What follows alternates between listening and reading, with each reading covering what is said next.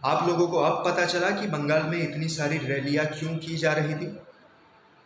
पता था कि बदनामी होगी, लोग बहुत कुछ कहेंगे, लेकिन बदनामी सहकर भी उनको गुंडाराज को खत्म करना था। आपको अभी पता है कि बंगाल की स्थिति क्या है।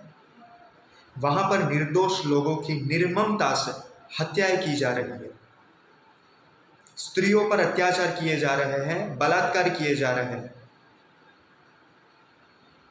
आपको मोदी को गाली देनी है, उनकी सरकार को गालियां देनी है कि मोदी कास्टिज्म करता है, धर्म के बेस पर हिंसा करवाता है। अगर आप हिंसा की शुरुआत करेंगे तो हम चुप नहीं बैठेंगे। ये हिंसा अत्याचारियों की हिंसा है, गुंडों की हिंसा है। ये सहिष्णुता को कायरता समझते हो आप? उदारता को मूर्खता समझते हो आप? उनको पता होना चाहिए कि हमारे देवी देवताओं के हाथ में हथियार सिर्फ शो ऑफ के लिए नहीं है। यहां पर भोलेनाथ को महाकाल और भैरव बनने में देर नहीं लगती, पार्वती को महाकाली बनने में देर नहीं लगती।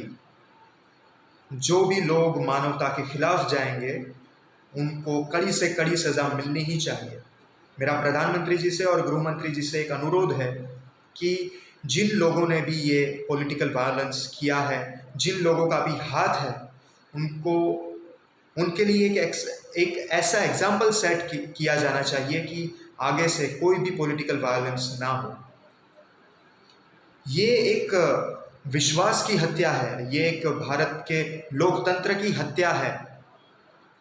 ऐसा अमानुषी अत्याचार करने वालों को पता लगना चाहिए कि आगे से अगर ऐसा हुआ तो उन लोगों की हालत बहुत बुरी हो सकती है। हम शांति प्रिय है, इसका मतलब ये नहीं है कि हम कायर हैं। राम ने, कृष्ण ने शांति प्रस्ताव भेजे हैं। राम ने भी युद्ध करने से पहले अंगद को और हनुमान को भेजा है। कृष्ण भी खुद शांति दूत बनकर गए हैं कि सिर्फ 5 गांव दे दो।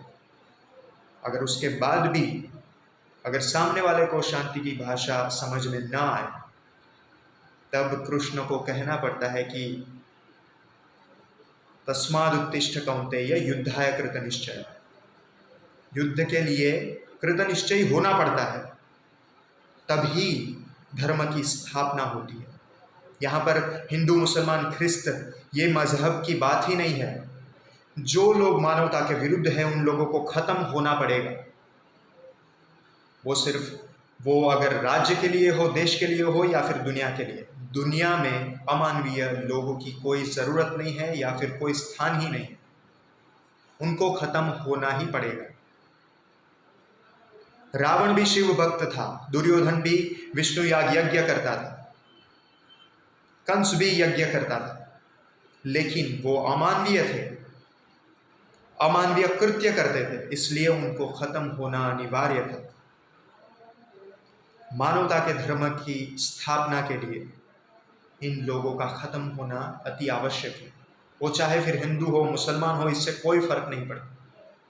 जो अमानवीय कृत्य करते हैं उनको कड़ी से कड़ी सजा मिलनी ही चाहिए।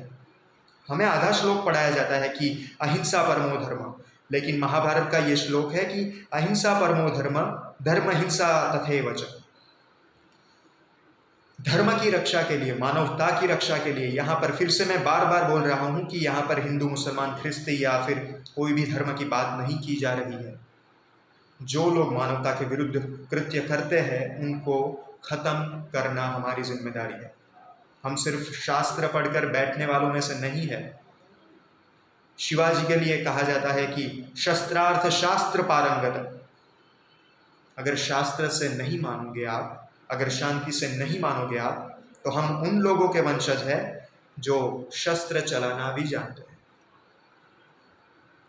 अभी जो बंगाल में हो रहा है, उन लोगों तक ये मैसेज पहुंचना चाहिए कि अमानवीय कृत्यों की सजा, उसका अंजाम क्या होता है।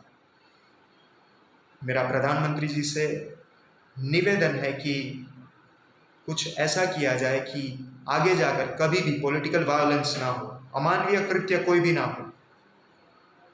इस वीडियो को इतना शेयर कीजिए कि अमानवीय कृत्य करने वालों के अंदर भी एक खौफ पैदा होना चाहिए कि ये नहीं हो सकता।